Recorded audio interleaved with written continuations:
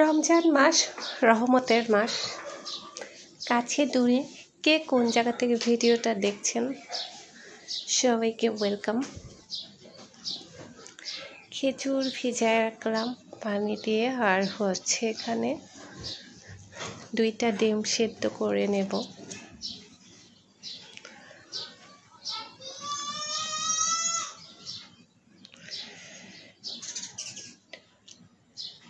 তো বাইরে পাখি কিচিরমিচির ডাকতেছে, শোনা যাচ্ছে, আর ছোট ছেলেটা দুষ্টুমি করতেছে ওই পাশে।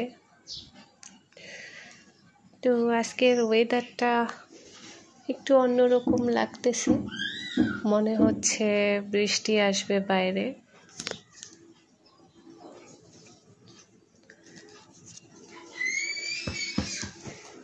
একদম স্নিগ্ধ সতেজ লাগতেছে। আর এই পাশে আম গাছটায় আমের মুকুল চলে আসছে, আমের সিজন চলে আসছে। গাছটা দেখলে বুঝেই যাচ্ছে আমের দিন চলে আসতে।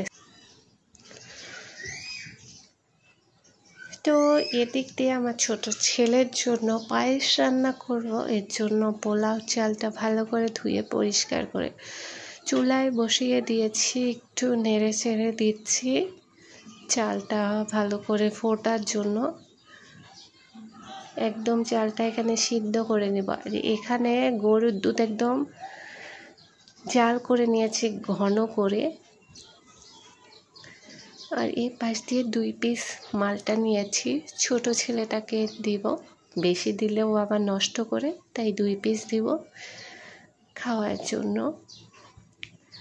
আর মাশাআল্লাহ দিক দিয়ে পায়েসটা রেডি হয়ে গেছে। এখন বাচ্চার জন্য বাটিতে করে নিয়ে নিব। ভিডিওটি কাছে দূরে কে কোন জায়গা থেকে দেখছেন অবশ্যই কমেন্টস করে জানিয়ে দিবেন। তো ছোট বাচ্চার জন্য পায়েস নিয়ে নিলাম বাটিতে।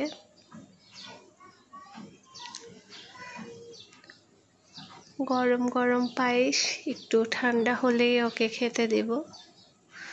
চুলা থেকে এখনো নামানো হয় নাই, চুলাটা অফ করে রেখে দিয়েছিলাম ঠান্ডা হওয়ার জন্য।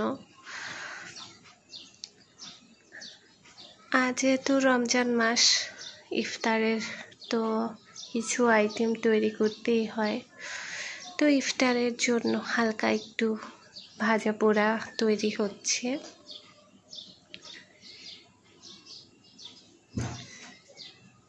তো ভাজা হয়ে গেলে ভালো করে তেল ছড়িয়ে উঠিয়ে নিব।